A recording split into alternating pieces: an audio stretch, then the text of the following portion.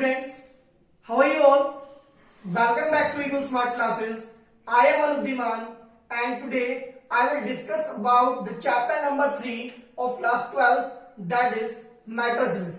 तो matrices के बारे में सबसे important बात यह है कि जो matrices चैप्टर है ये बहुत ही एक इजी चैप्टर है क्लास 12 का और हम इसे और भी इजी बनाएंगे।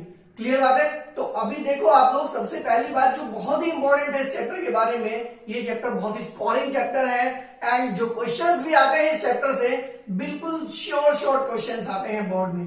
क्लियर बात है? मतलब ऑलरेडी पता होता है हम लोगों को कि कौन से क्वेश्चंस बोर्ड में आने वाले होते हैं। क्लियर बात है? तो इसी के साथ हम अपना लेक्चर नंबर 1 स्टार्ट करते हैं मैट्रिसेस का, जिसमें हम लोग डिस्कस करेंगे some basic concept about the matrices. Fine, now let's start. Now students, here we will start the chapter with a little introduction of matrices. तो मैट्रिसेस की अगर मैं बात करूं स्टूडेंट्स, तो आप लोगों को सबसे पहले कोई भी आप चैप्टर स्टार्ट करते हैं तो आप लोगों को एक बात बिल्कुल क्लियर होनी चाहिए कि आप रियल लाइफ में उस चैप्टर को कहां पर यूटिलाइज करने वाले हैं। क्लियर बात है? आपकी जो रियल लाइफ है वहां पर आप इसे कहां यूटिलाइज करेंगे। क्लियर बात है? दूसरी बात, उस चैप्टर के बारे में आप लोगों को यह पता होना चाहिए कि वो चैप्टर क्यों इवॉल्व हुआ, क्या उसकी नीड थी। तो क्लियर बात है, इसी टाइप के क्वेश्चंस के आंसर देखो आप लोगों को यहां पर मिलेंगे। तो देखो फर्स्ट वन अगर मैं बात करता हूं, आप लोगों ने बुक्स में 2 टाइप से मैट्रिसेस लिखा देखा होगा। कुछ जगह पर देखा होगा मैट्रिक्स लिखा होता है, कुछ जगह पर मैट्रिसेस। देखो आप लोग स्टूडेंट सोचते हैं कि मैट्रिक्स है या मैट्रिसेस। देखो एक्चुअल में क्या है कि मैट्रिक्स एक सिंगुलर वर्ड होता है एंड जो मैट्रिसेस होता है ये प्लूरल वर्ड होता है, ग्रामेटिकल होता है। मतलब अगर सिंगल वन की बात करेंगे देन मैट्रिक्स, और अगर मोर देन वन की बात करेंगे देन मैट्रिसेस।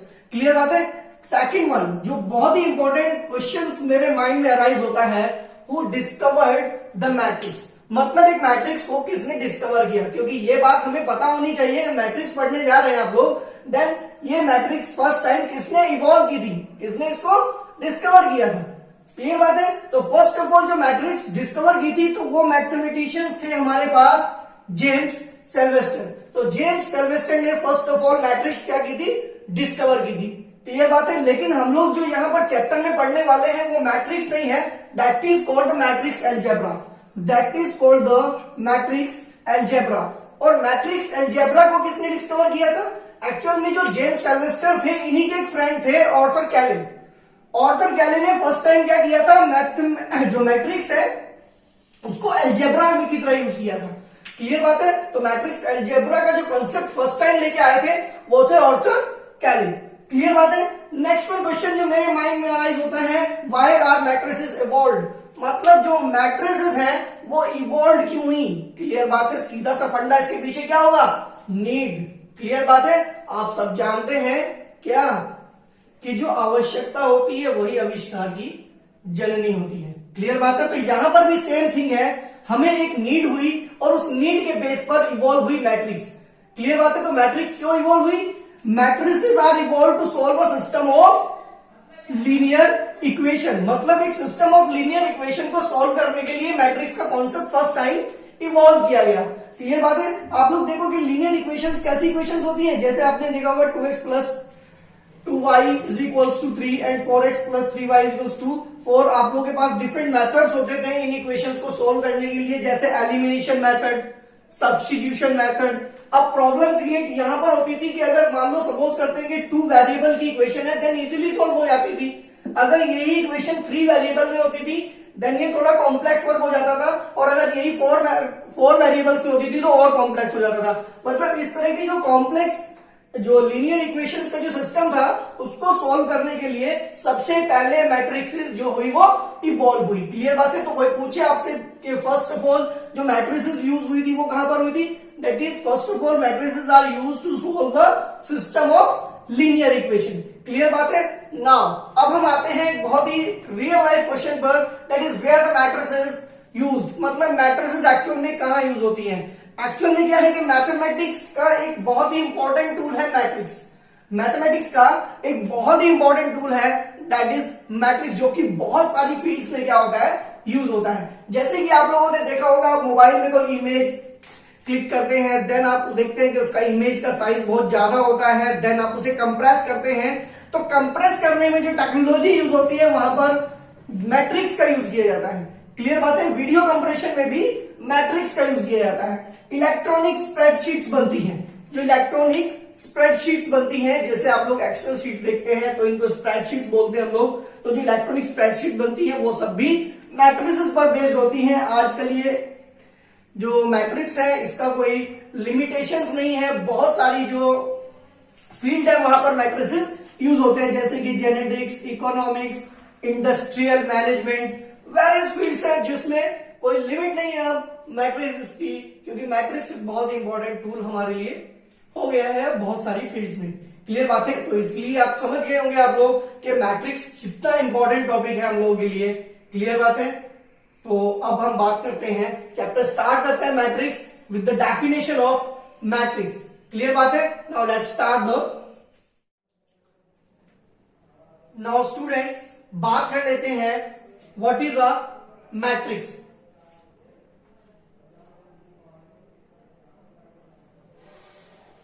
नाउ स्टूडेंट्स बात करते हैं मैट्रिक्स को लेकर। लिखा है a matrix is an ordered rectangular array of numbers and functions. These numbers and functions are called elements और the entries of the matrix. Clear बात है? तो देखो यहां पर लिखा है matrix is an ordered rectangular array. यहां पर ये जो एरे वर्ड है ना, ये वर्ड रिप्रेजेंट करता है अरेंजमेंट को। तो यहां पर जो एरे वर्ड है ये अरेंजमेंट्स को रिप्रेजेंट करता है, मतलब ये एक तरह का अरेंजमेंट्स होता है किनका? नंबर्स का और फंक्शंस का। और ये जो नंबर्स एंड फंक्शंस हैं ये इस मैट्रिक्स के एलिमेंट होते हैं। क्लियर बात है? नेक्स्ट वन लिखा है a matrix is always represented by a capital letter. मतलब मैट्रिक्स जो होती है वो ऑलवेज एक कैपिटल लेटर से अरेंज होती है। क्लियर बात है? रेक्टेंगुलर एरे क्यों कहते हैं ये भी समझते हैं एग्जांपल के थ्रू। देखो एग्जांपल की अगर मैं बात करूं तो यहां पर मैंने मैट्रिक्स को एक कैपिटल लेटर ए से रिप्रेजेंट किया है। क्लियर बात है? अब देखो ये एक रेक्टेंगुलर शेप में है, यहां पर एलिमेंट्स क्या है? रोज एंड कॉलम्स की फॉर्म में अरेंज होते हैं। क्लियर बात है? अब किसी भी मैट्रिक्स को हम ऐसे स्क्वायर फॉर्म में भी दिखा सकते हैं और ऐसे राउंड ब्रैकेट से भी दिखा सकते हैं। तो ये दोनों ही रिप्रेजेंटेशन होती है एक मैट्रिक्स की। क्लियर बात है? अब कहते हैं जो नंबर्स इस मैट्रिक्स के अंदर ये जो नंबर्स लिखे हैं, these numbers are called the entries और एलिमेंट्स ऑफ द मैट्रिक्स। मतलब ये जो नंबर्स लिखे हैं इन नंबर्स को हम लोग इस मैट्रिक्स के एलिमेंट या फिर इस मैट्रिक्स की एंट्री कह सकते हैं। क्लियर बात है? तो ये मैट्रिक्स की बात है। अगर कोई आपसे पूछ ले what is a matrix, then you can say that a matrix is an ordered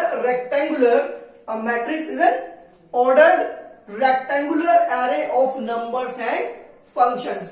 clear बात है? तो आप ये भी कह सकते हैं a matrix is a rectangular array in which elements are arranged in the form of rows and column. Then भी आपकी जो डेफिनेशन है वो करेक्ट रहेगी।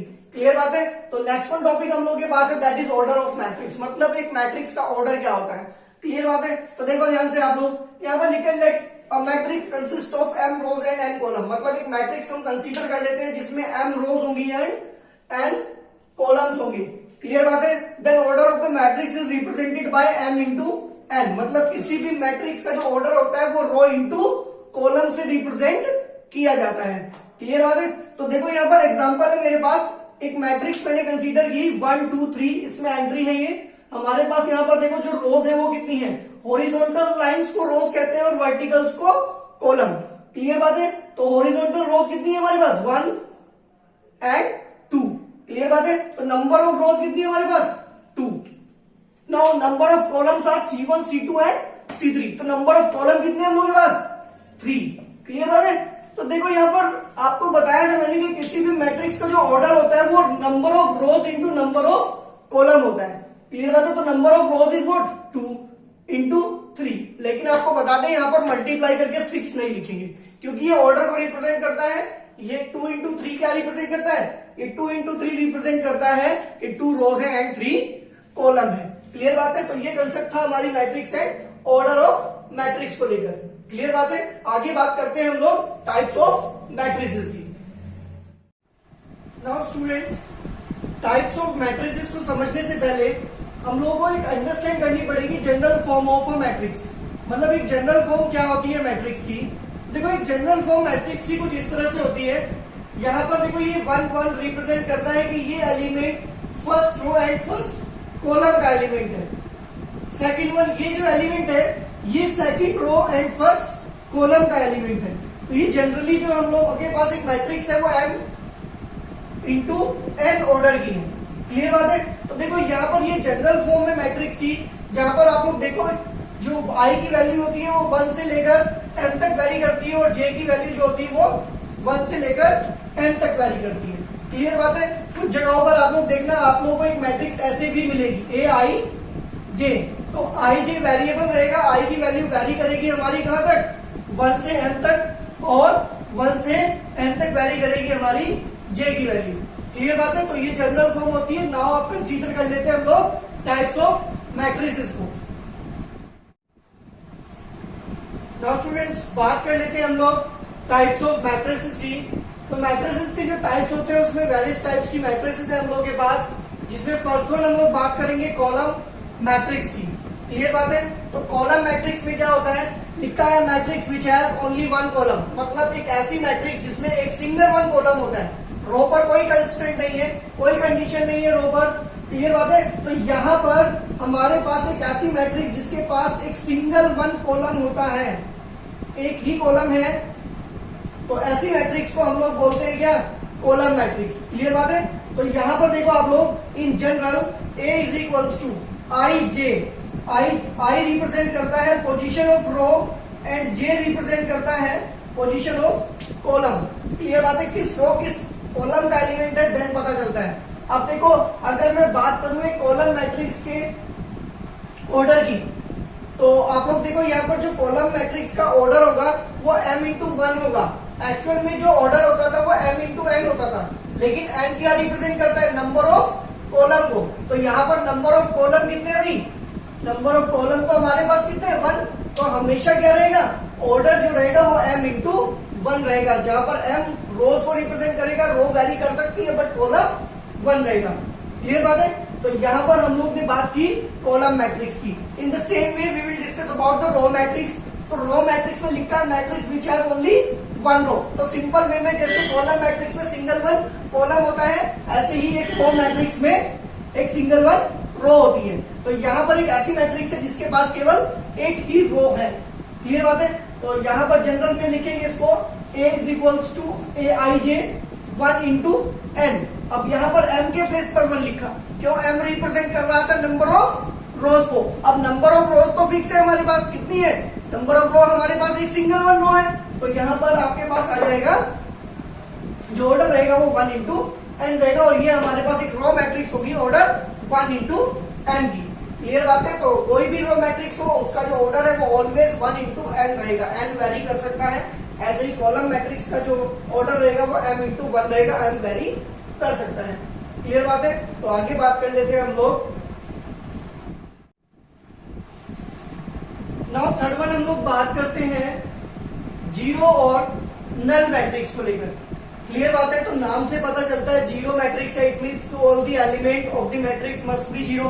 क्लियर बात है। तो देख लेते हैं क्या लिखा है। लिखा है a matrix is said to be a zero matrix if its all elements are zero.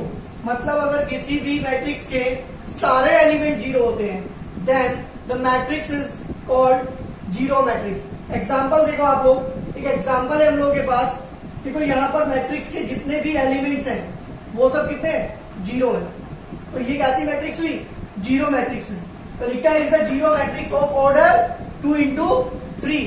अभी 2 इंटू 3 क्यों लिखा है, क्योंकि इसका ऑर्डर है 2 इंटू 3, 2 रोज है यहाँ पर और 3 कॉलम्स है। तो आगे देखते हैं जनरल फॉर्म में हम लोग। तो जनरल फॉर्म में हमने लिखा A is equals to A I जे। अब I रिप्रेजेंट करता है रो को और J रिप्रेजेंट करता है कॉलम को। लिखा है ए I J is equals to 0।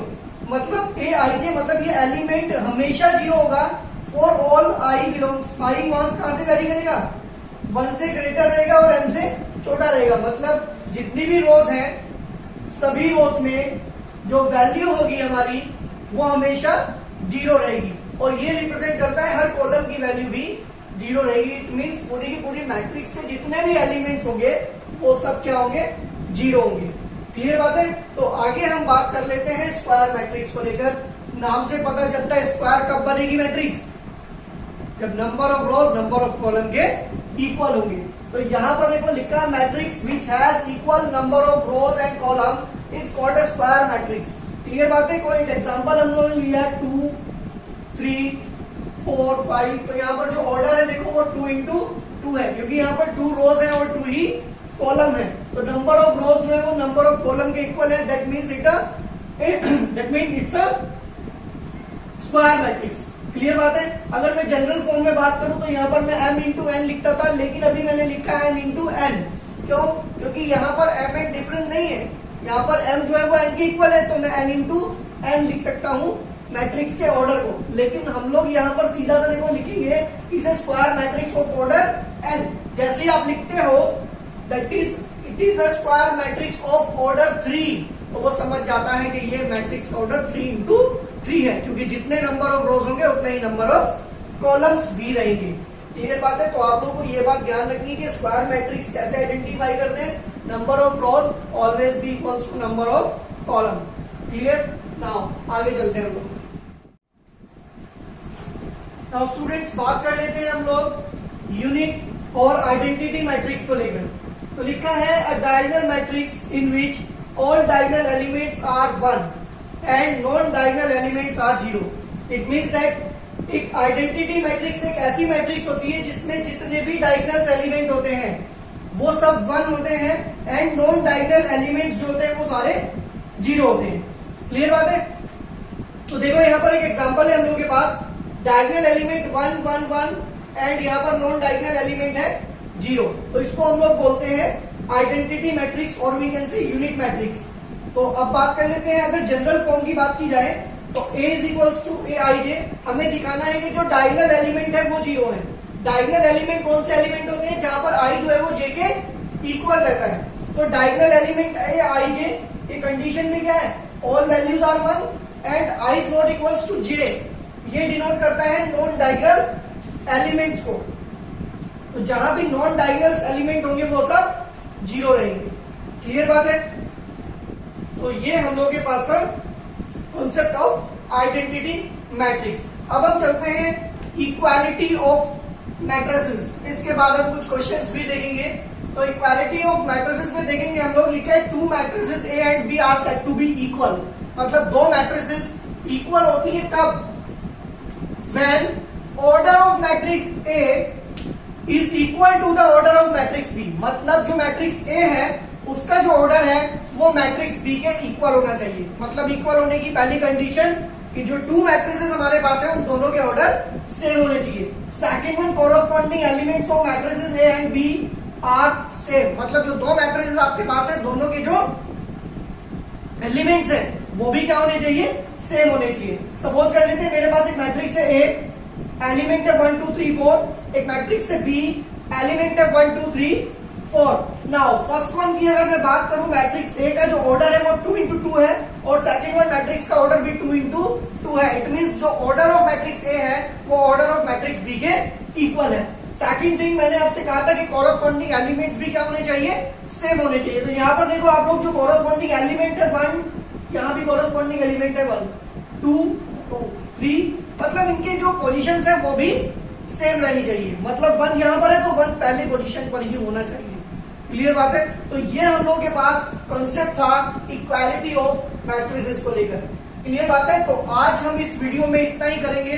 आप लोग को हमारी वीडियो कैसी लगी आप लोग हमें कमेंट सेक्शन में बता सकते हैं। आप हमारी वीडियो को लाइक करना और हमारे चैनल को सब्सक्राइब करना बिल्कुल ना भूलें। और हम आप लोग को ऐसे ही जो है बेसिक कंसेप्ट के साथ सारे के सारे चैप्टर जो है ऐसे ही क्लियर कराएंगे। और आपको नेक्स्ट वीडियो में हम बात करेंगे एक्सरसाइज के कुछ क्वेश्चंस को लेकर। क्लियर बात है। नाउ